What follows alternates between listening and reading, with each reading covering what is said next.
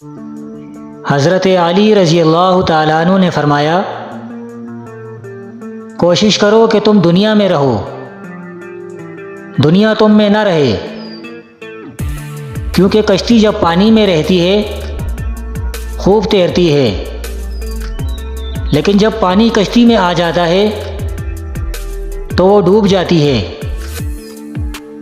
ایک عورت حضرت علی رضی اللہ تعالیٰ عنہ کی خدمت میں حاضر ہوئی اور عرض کرنے لگی، یا علی رضی اللہ تعالیٰ عنہ، میں نے زندگی میں بہت دھوکے کھائے ہیں۔ انسان باہر سے کچھ اور اندر سے کچھ اور ہوتے ہیں۔ ہمیشہ میں نے دوسروں سے بھلائی کی، بھروسہ کیا، اعتبار کیا، نیکیاں کی، لیکن بدلے میں مجھے ہمیشہ دکھ اور تکلیف ملی۔ حضرت علی رضی اللہ تعالیٰ عنہ نے فرمایا، اے عورت، یاد رکھو، جس کے ساتھ نیکی کرو اس کے شر سے بچو، اور انسان سے کی جانے والی نیکی کا بدلہ انسان سے نہیں بلکہ انسان کے خالق اللہ پاک سے طلب کرو۔ اس عورت نے کہا، یا علی رضی اللہ تعالیٰ عنہ، میرا ایک سوال ہے۔ حضرت علی شیر خدا رضی اللہ تعالیٰ عنہ نے کہا، آج تک میرے در سے کوئی خالی ہاتھ نہیں گیا، کہو جو تم کہنا چاہتی ہو۔ تو عورت نے ہاتھوں کو جوڑ کر کہا، یا علی رضی اللہ تعالیٰ عنہ، کیا کوئی ایسا عمل ہے جس سے وقت سے پہلے ہمیں یہ معلوم ہو جائے کہ سامنے والا انسان ہم سے سچا پیار کرتا ہے یا نہیں؟ تو حضرت علی رضی اللہ تعالیٰ عنہ نے فرمایا، ہاں ہے، اللہ پاک کے علم میں کسی بھی چیز کی کوئی کمی نہیں۔ اگر تم یہ دیکھنا چاہتی ہو کہ سامنے والا انسان تم سے کتنا سچا پیار کرتا ہے تو تم 3 مرتبہ یا ودودو یا حکیمو یا کریمو یا رحمان دل میں پڑھو،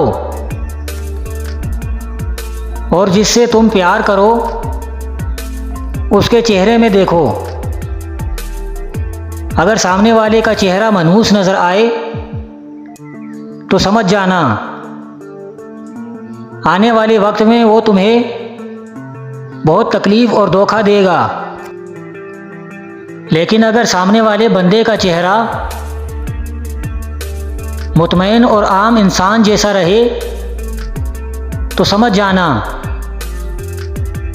یہ انسان تم سے پیار تو نہیں کرتا لیکن دھوکہ بھی نہیں دے گا۔ لیکن اگر سامنے والے کا چہرہ مسکرائے اور اس کی آنکھوں سے پیار جھلکنے لگے تو سمجھ جانا یہ انسان خود سے بھی زیادہ تم سے پیار کرتا ہے۔ حضرت علی رضی اللہ تعالیٰ عنہ نے فرمایا، کفر کے بعد سب سے بڑا گناہ کسی کی دل آزاری ہے۔ ایک شخص نے حضرت علی رضی اللہ تعالیٰ عنہ سے پوچھا، یا علی رضی اللہ تعالیٰ عنہ، ہمارے دل میں کسی دوسرے کے لیے اتنی محبت کیوں پیدا ہوتی ہے؟ کوئی اجنبی جسے ہم جانتے بھی نہ ہوں، اکثر وہ ہمارے دل کو اتنا اچھا لگنے لگتا ہے۔ حضرت علی رضی اللہ تعالیٰ عنہ نے فرمایا، اللہ تعالیٰ نے دنیا قائم کرنے سے پہلے تمام انسانوں کی روحیں پیدا کی اور تمام روحیں ایک جگہ جمع کی تھی۔ وہاں پر جو روحیں ایک دوسرے کے بہت نزدیک تھیں، جب وہ دنیا میں ایک دوسرے کے سامنے آتی ہیں تو محبت پیدا ہوتی ہے۔ اصل میں روحوں کے ملنے سے محبت پیدا ہوتی ہے۔ کتنا عظیم ہے وہ انسان جو اپنا غم سینے میں چھپائے رکھتا ہے اور زندگی بھر ان سے مسکرا مسکرا کر کھیلتا ہے۔ ہمیشہ چھوٹی چھوٹی خوشیوں کا استقبال کیا کرو، کیونکہ انہی کے پیچھے خوشیوں کا سیلاب ہوتا ہے۔ جب تم بغیر کسی وجہ کے خوشی محسوس کرو تو یقین کر لو کہ کوئی نہ کوئی کہیں نہ کہیں آپ کے لیے دعائیں کر رہا ہے۔ زندگی اس طرح بسر کرو کہ دیکھنے والے تمہارے درد کے بجائے تمہارے صبر پر رشک کریں۔ خوش نصیب ہے وہ جس نے آخرت کو یاد رکھا، حساب و کتاب کے لیے عمل کیا، ضرورت بھر قناعت کی اور اللہ تعالیٰ سے راضی و خوشنود رہا۔ ہمیشہ منفرد کردار رکھو، جیسے نمک اس کی موجودگی محسوس نہیں ہوتی، مگر اس کی غیر موجودگی تمام چیزوں کو بے ذائقہ بنا دیتی ہے۔ اپنے وہ نہیں ہوتے جو رونے پر آتے ہیں، اپنے وہ ہوتے ہیں جو رونے ہی نہیں دیتے۔ کسی کے برا کہہ دینے سے نہ ہم برے ہو جاتے ہیں نہ اچھے۔ اپنی زبان سے ہر شخص اپنا ظرف دکھاتا ہے، دوسرے کا عکس نہیں۔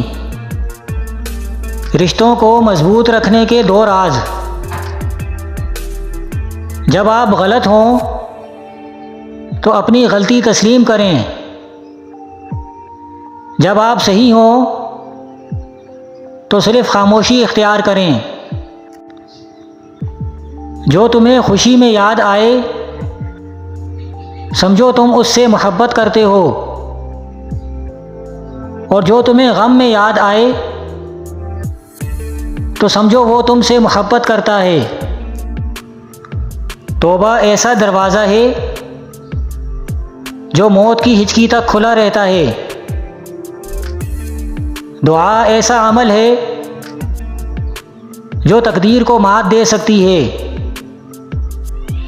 ضمیر ایسا ساتھی ہے جو ہمیشہ حق کی راہ دکھاتا ہے۔